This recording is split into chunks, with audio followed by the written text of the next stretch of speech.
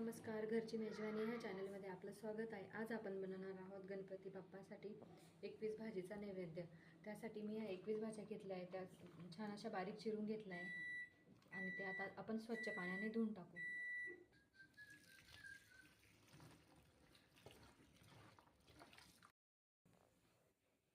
भाज्या मस्त धुवून झालेल्या आहेत। आता आपण भाजीला फोडणी द्यायला घेऊ। आता आपण फोडणीसाठी तेल टाकून घेऊ।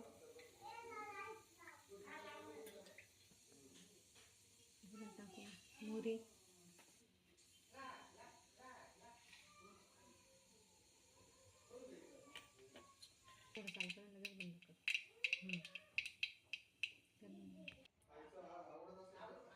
आपण टाकूया लाल मिरची, हळद,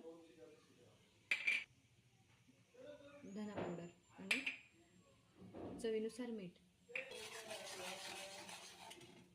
ह्या भाजीला फोडणी खूप साधी देतोय।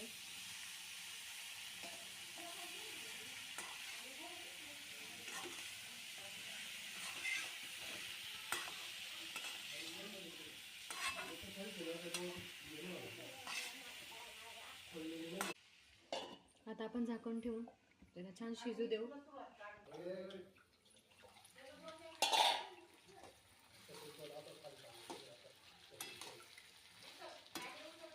आपली भाजी छान शिजली आहे। आता आपण गॅस बंद करून घेऊ।